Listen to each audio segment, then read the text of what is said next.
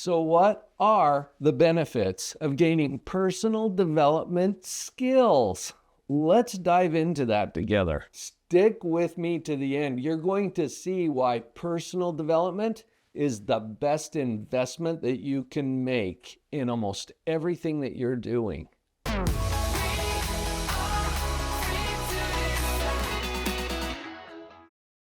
Hi, I'm Dr. Paul Jenkins. I'm a positivity psychologist. I have learned through my career the science behind what personal development is all about and why it's so important. Let's start with the obvious, shall we? Your brain controls everything. Think about that for just a minute. Your brain is in charge of what you think, how you feel, what you do. But it goes far beyond that too, because your brain is controlling all of the processes that are going on in your body that you don't even have to think about. When is the last time you actually thought about your heart rate, your blood pressure, your glandular systems? You don't even have to think about that because your brain puts a lot of things onto autopilot.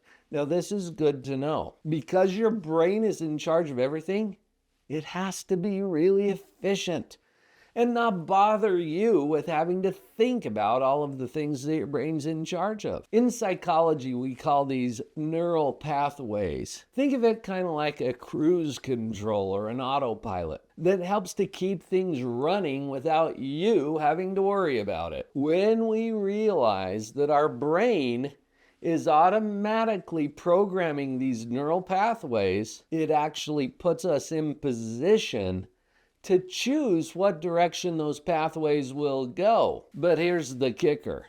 Until we see it as a choice, it's not. And our brain will just roll with whatever it's already programmed to do. Take language, for example. I was programmed to speak English. And I'm pretty good at it, wouldn't you agree? I didn't choose to speak English. People programmed me who didn't even give me a choice about it. I'm not upset about that. It's actually a very useful skill for me. I'm also fluent in Finnish. I know, how random is that? But I lived in Finland for a few years, and so I chose to learn Finnish. Well, guess what? You can choose something different from what you're programmed to do. But that doesn't mean that you're fluent in it. In fact, after I made that choice to speak Finnish, I had to get some instruction and some coaching and do a whole lot of study and repeated practice in order to gain even a modest level of proficiency in Finnish. Now, English comes really easily to me because I was programmed with that. Do you see where we're going with this? Whatever you're programmed to do or think or feel is very natural to you.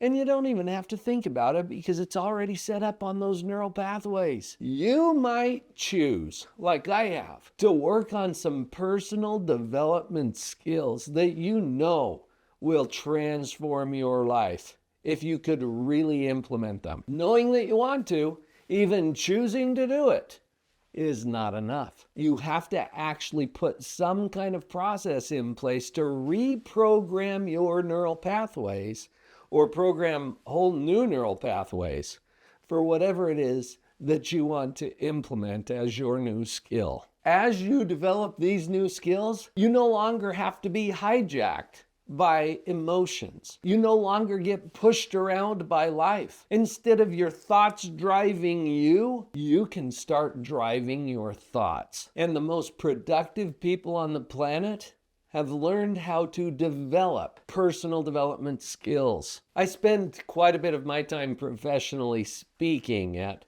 big events or conferences or for leaders who are guiding their teams. And it might be in sales or it might be in some kind of an organization where productivity is so important. If you know someone who is in that kind of a position, and maybe it's you, would you please share this video with the person that came to your mind? I would appreciate that, and I bet they will too. Hopefully, at this point, you're realizing that yes, it is important to learn how to operate the equipment of my own mind. That's what personal development is all about. It impacts everything. One of those things is our relationships. In personal development, we spend a lot of time working on things like communication, empathy, learning to listen and understand what other people are saying or trying to communicate to us. One of the things that I'm known for here on this channel is positive parenting. I didn't even launch the channel for that purpose. I just spent the first half of my career working with children and parents. So I wanted to share that information here. Parenting is a really great example. I think that parenting is the #1 personal development program on the planet. Where else do you get auto enrollment?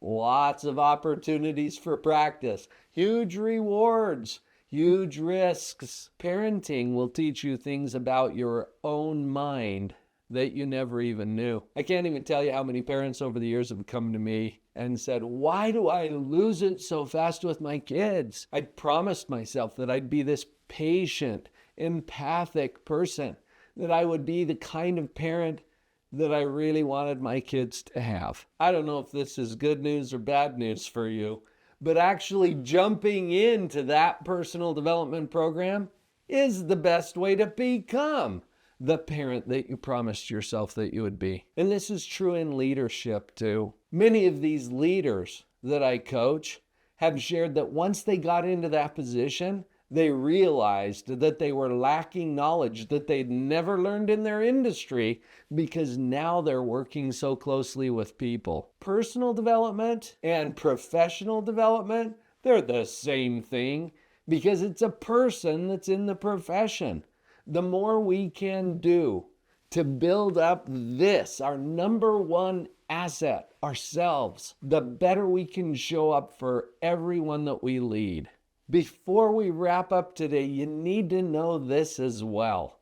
Confidence comes later. A lot of times we make the mistake of demanding from ourselves confidence in that skill that we're trying to develop. Well, you don't get the confidence until after you develop the skill. And that's one of the catch-22s that we run into in personal development. You don't have to have confidence up front. What you need is commitment.